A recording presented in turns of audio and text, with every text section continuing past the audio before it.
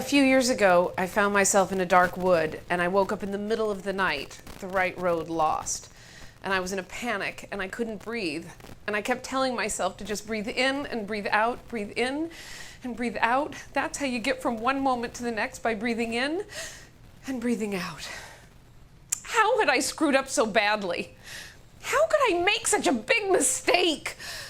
How could I forget to have a family?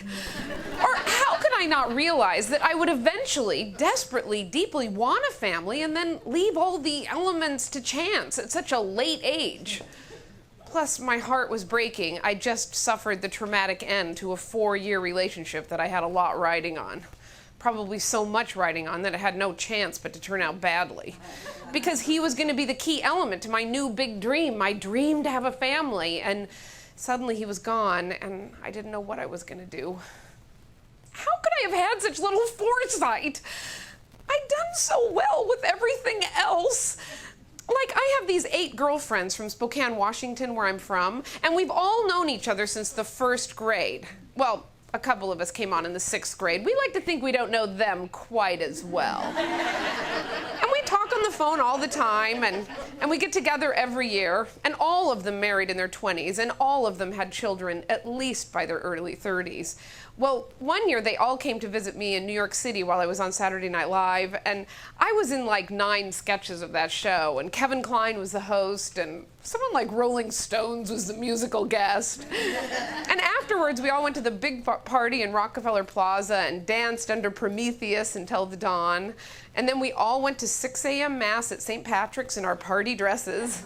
And then we all piled into a limo and went out to breakfast. And I imagine they thought my life was pretty exciting. I mean, I'd made all the right choices. I had really followed the road less traveled. But then, over the course of just a few years, as I would go home to Spokane to visit them, instead of them asking me what TV show or movie I'd been in, they asked me if I'd met anyone. And I was sort of asking myself the same question, and with growing concern. And I thought, wait a minute, when did I go from the cool one that people envied to being the one that people were a little worried about?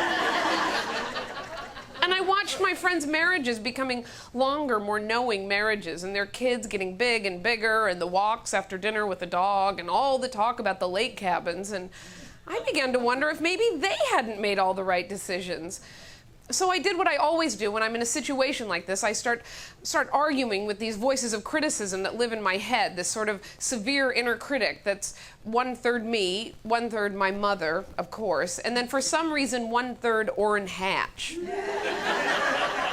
And I went to them and said, okay, I'm ready. I'm ready for a family, the whole bit. You know, a husband, a partner, a soulmate in this enterprise. You know, sexy, nerdy, cute, frustrating, maddening, overcoming it. Husband. And kids too. Lovable, cute, frustrating, maddening, overcoming it. Kids, I'm ready. And I could just hear them asking me, how old are you? And I said, I'm 38, and that's in actual biological years. In actress years, I'm just trying to push 30. And then I could hear the Orrin Hatch voice inside me say, isn't it a little late to suddenly beginning this family idea? And I thought, well, I guess so, but when I look back on it, a couple of things had to really happen for me before I would even let the idea of a family bubble up into the top of my consciousness, and that would be some modicum of success and some financial stability. And looking back on it, it wasn't so much about attaining those things as it was about not caring so much about them anymore. Like, on the financial side, I own this little bungalow in Hollywood, and to get there, you often have to drive through this area of town that has all these humongous mansions. And I used to drive past those houses and think, someday I'm going to own a house like that. But then, over the course of just a few years, I found myself driving past those same houses thinking, that house looks like a lot of work. And on the success side of things, it's like I finally saw the wizard behind the curtain of success, and it wasn't who I thought it would be. I guess I thought it would be like Diane Sawyer in really flattering lighting saying, yes, this is success. But instead, when I pulled back the curtain, I found this really emaciated PR woman with long fingernails smoking saying, what? And And so when those two things converged in my head, it sort of caused this big emotional explosion. And on top of the lava was a baby. But I knew that you needed a guy first, and fortunately, I was madly in love with this guy who I'll call Joe number 11. And I went to him and I told him about my new hopes and dreams, and I found that part of our unspoken agreement was that I did not have those needs, and so Joe number 11 went away, and that's why I was in such a big panic. Well, then I could hear the mother voice inside me say, if you wanted a family so badly, maybe you should have tried a little harder to make that marriage work.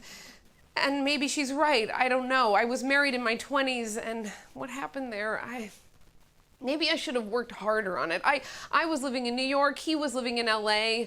I was working like 80 hours a week. We were both becoming such completely different people. Plus, being married while I was on Saturday Night Live was sort of like being married in high school. Drummers were arriving each week who seemed like they needed to be kissed. Not that I did kiss them, they just seemed like they needed to be.